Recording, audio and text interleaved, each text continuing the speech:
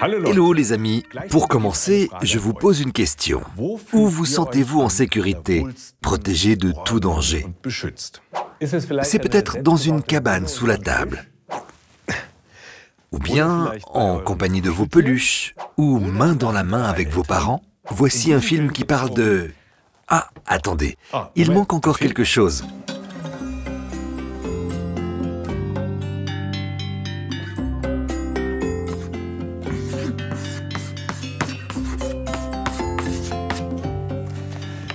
Protection de l'enfance. Qu'est-ce que signifient ces mots?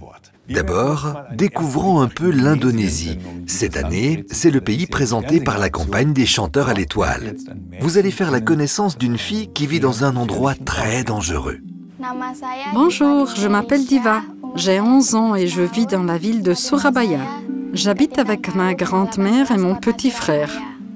Ma mère me rend souvent visite quand elle est en vacances et qu'elle n'est pas au travail.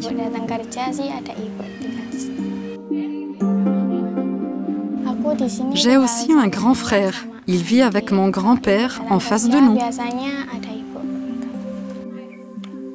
Ces voix traversent la vie de Diva. Mais elles ne sont pas toujours aussi calmes qu'elles ne paraissent. Plusieurs fois par jour, les trains tonnent au milieu de ce quartier.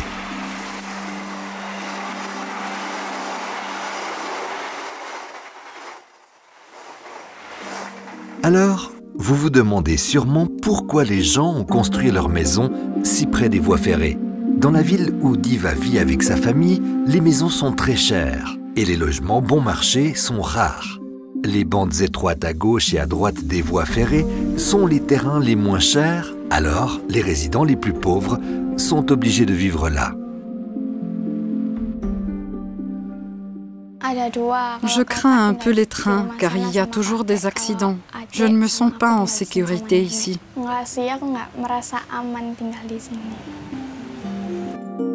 Les enfants qui vivent près des rails doivent être très prudents quand ils traversent les voies et ne pas jouer trop près d'elles. Pour que le petit frère de Diva, Gio, ne se rende pas sur les rails sans surveillance, sa grand-mère a fixé une planche dans le cadre de la porte, afin qu'il ne puisse pas sortir. Non seulement Gio, mais tous les enfants qui vivent le long de cette dangereuse voie ferroviaire ont un besoin urgent de plus de protection. Cette réalité est très importante. Voyageons maintenant avec nos doigts sur la carte du monde. Depuis la Suisse, il y a plus de 11 000 km jusqu'au plus grand État d'Asie du Sud-Est, l'Indonésie. Celui-ci est situé ici, entre l'océan Indien et le Pacifique. L'Indonésie se compose de plus de 17 000 îles. Elles sont vraiment minuscules par endroits. À peu près une île sur 3 est habitée et environ 275 millions de personnes y vivent, soit 31 fois plus de personnes qu'en Suisse. La nature est riche et variée.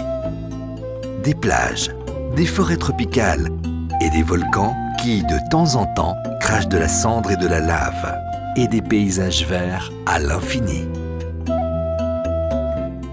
Nous voici sur l'île de Java. C'est la plus peuplée des îles indonésiennes et c'est là que vit Diva. Dans une ville de 3 millions d'habitants, Surabaya.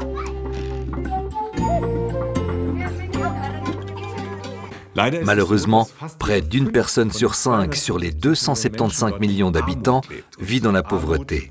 Et bien sûr, la pauvreté et les mauvaises conditions de vie ne concernent pas que les enfants. Nous l'avons déjà vu avec Diva et ses amis. Heureusement, il y a un endroit où Diva et beaucoup d'autres enfants peuvent se sentir protégés et en sécurité. C'est au sein de l'organisation de protection de l'enfance ALIT. Voici le logo d'ALIT, qui veut dire « Égalité pour tous les enfants ». L'organisation s'y engage depuis plus de 20 ans. Tous les enfants devraient avoir la chance d'avoir une enfance insouciante. ALIT s'occupe particulièrement des enfants défavorisés qui, par exemple, vivent dans des endroits dangereux, qui ont été victimes de violences ou qui ne peuvent pas aller à l'école. Le centre ALIT de Surabaya est ouvert aux enfants toute la semaine. Une fois par semaine, il y a un cours sur la protection de l'enfance. Diva et les autres enfants apprennent à reconnaître les dangers dans la vie quotidienne et à s'en protéger. Aujourd'hui, Ils peignent ensemble une carte qui montre des endroits où les enfants ne se sentent pas à l'aise, où ils craignent quelque chose. Ah, je reconnais les voix que nous avons déjà vues en vrai. On fait feuille, caillou, ciseaux. Ici on dit Om Pimpa pour voir qui va aller présenter sa carte artistique devant les autres. Diva a gagné et se lance. La présentation est un défi pour Diva.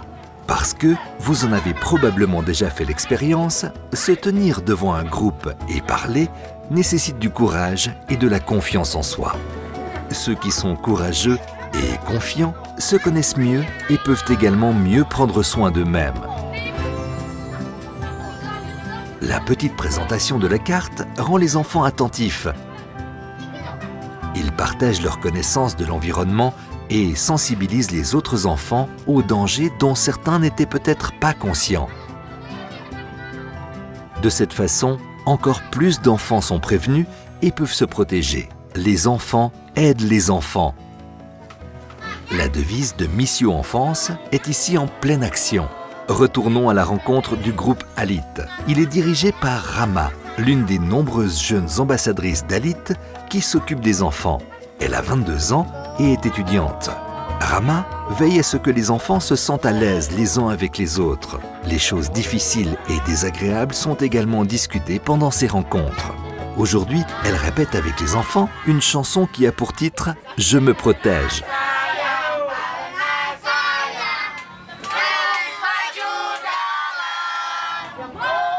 Même s'il y a des rires, c'est un sujet sensible et sérieux, car il s'agit de la question importante de savoir si d'autres personnes sont autorisées à vous toucher, et si oui, sur quelle partie du corps. Parce que la protection de l'enfance comprend également la protection contre la violence, y compris la violence sexuelle contre les enfants. Celui qui fait usage de la violence est dans son tort, c'est très important de le savoir. Les enfants ne sont jamais à blâmer.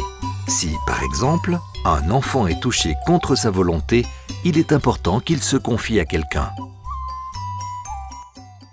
Il existe, par exemple, un numéro d'aide aux enfants et jeunes, le 147. Vous pouvez parler à des personnes, amies à tout moment et anonymement, c'est-à-dire sans nommer votre propre nom. La violence sexuelle contre les enfants, aussi triste soit-elle, existe partout dans le monde. Ici en Suisse, mais aussi en Indonésie. Bien sûr, tous les adultes ne veulent pas faire du mal aux enfants. Néanmoins, il faut savoir que certains adultes ne veulent pas que le bien des enfants. La protection de l'enfance est donc la solution ultime. Les adultes doivent protéger les enfants contre toutes les formes de violence et contre les dangers. De nombreux droits de l'enfant ont donc à voir avec la protection de l'enfance. Eh bien, peut-être devrions-nous d'abord clarifier ce que sont réellement les droits. Les droits devraient assurer un monde de justice. Les questions sont étroitement liées à cela. Par exemple, qu'est-ce qui est juste? Qu'est-ce qui est faux? Et comment je me comporte d'une manière juste? Les droits existent pour que les humains vivent ensemble en harmonie. Et ce qui est particulièrement important pour vous, chanteurs à l'étoile, il y a des droits spéciaux pour les enfants. Ceci s'applique à tous les jeunes jusqu'à l'âge de 18 ans et énonce que chaque enfant a droit à toutes les choses dont il a besoin pour vivre. Oui, et puis, il y a divers droits de l'enfant qui concernent la protection spéciale des enfants. Ces droits existent et les adultes comme les enfants doivent le savoir. C'est pourquoi l'Organisation de protection de l'enfance Alit ne s'adresse pas seulement aux enfants, mais aussi aux parents. Alit assure la mise en œuvre de ces droits et veille également à ce que Diva et ses amis soient protégés au mieux malgré toutes les conditions de vie difficiles. Vous, les chanteurs à l'étoile, pouvez être fiers de vous, car avec les dons que vous collectez pendant le froid de l'hiver, vous aidez Diva et les autres enfants. Bien qu'il n'y ait pas d'autres îles au monde où vivent tant d'habitants, sur Java, il y a aussi de vastes étendues de terres inhabitées. Juste ici et là, un petit village apparaît. C'est dans l'un de ces villages que vit ce garçon. Bonjour, je suis Ilham. Je vis à Palangsari, dans le district de Puspo Tengger, en Indonésie. Chaque jour avant de partir, Ilham enfile son uniforme scolaire et fait son sac. Sur le chemin, il récupère son meilleur ami, Farihain. Ensemble, ils se rendent à l'école. Les deux sont dans la même classe et ils font presque tout ensemble. En fait, tout sonne si bien jusqu'à présent. Comme Ilham, beaucoup d'enfants vivent à la campagne. Ils doivent travailler à la maison, mais ils vont aussi à l'école et obtiennent ainsi leur droit à l'éducation. Mais de quoi les enfants comme Ilham doivent-ils être protégés? Yuliati nous explique. Bonjour, je suis Yuliati Umra, mais vous pouvez m'appeler Yuli. Je vis à Surabaya, en Indonésie. Je suis la directrice de Alit. En Indonésie, les droits des enfants sont souvent bafoués. Il existe de nombreuses formes différentes de violence à l'égard des enfants. Par exemple, il y a des parents qui battent leurs enfants. Ces parents disent « Cela fait partie de notre culture, alors nous éduquons nos enfants à grandir et à prendre leurs responsabilités. » Beaucoup d'adultes traitent les enfants comme des objets et les considèrent comme leur propriété.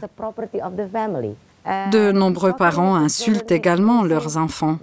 Et à l'école, il arrive souvent que des enfants soient battus par des enseignants ou des camarades de classe plus âgés. Être battu à l'école est terrible et ne va évidemment pas dans le sens des droits de l'enfant. De plus, de nombreux enfants sont battus par leurs parents. C'est inacceptable. De penser que les enfants sont la propriété des parents, cela me fait vraiment réfléchir. Un enfant peut-il être la propriété de ses parents? Clairement non. Après tout, un enfant n'est pas un objet. Les objets, c'est-à-dire toutes les choses, peuvent être possédés, mais personne ne peut posséder un enfant. Bien que les parents aient la tâche d'éduquer leurs enfants, les parents, peu importe où dans le monde, que ce soit en Suisse ou en Indonésie, ne sont pas autorisés à insulter ou même à battre leurs enfants. Au contraire, les adultes, partout dans le monde, ont la tâche de protéger les enfants. Il faut s'assurer que les enfants vont bien. Le centre Alit est ouvert tous les jours et les enfants peuvent y venir pour passer leur temps libre. Ils ne traînent donc pas n'importe où et sans protection, mais dans un endroit protégé et sûr. Justement, voici les préparatifs pour quelque chose de très apprécié, l'entraînement sportif hebdomadaire. Dans le projet Alit, le sport redonne la forme et la bonne santé aux enfants. Ils apprennent à maîtriser leur corps et acquièrent de nouvelles compétences. Et si les choses vont bien, ils accumulent les succès ou, si les choses ne vont pas si bien, ils apprennent à faire face à l'adversité. Dans les sports, d'autres choses sont également enseignées. Vous le savez vous-même quand vous pratiquez du sport. Cela découle du travail d'équipe, c'est-à-dire de la façon dont vous vous comportez dans un groupe ou une équipe. Parce que seuls ceux qui apprennent enfant à se conduire équitablement avec les membres de l'équipe, ou même avec les adversaires, et à adhérer aux règles du jeu, peuvent le faire plus tard, à l'âge adulte. Vraiment trop fort, comme les enfants en Indonésie sont fortifiés. Je décerne la médaille d'or à Alit pour ce merveilleux travail. Et maintenant, je résume. Tous les enfants du monde doivent être protégés de tous les dangers, et c'est la tâche primordiale des adultes. Les enfants qui ont vécu de mauvaises choses peuvent, par exemple, appeler le numéro d'aide aux enfants et jeunes, exprimer leur colère et parler de leur douleur de manière anonyme. Le mieux est de ne pas laisser la violence s'installer. La meilleure chose serait que les enfants ne subissent pas de violence. Chez Alit, les enfants disposent d'un espace protégé pour jouer et apprendre. Le thème central est les droits des enfants. Cela inclut la protection des enfants. Les droits de l'enfant devraient garantir que tous les enfants du monde entier aient une enfance heureuse et protégée.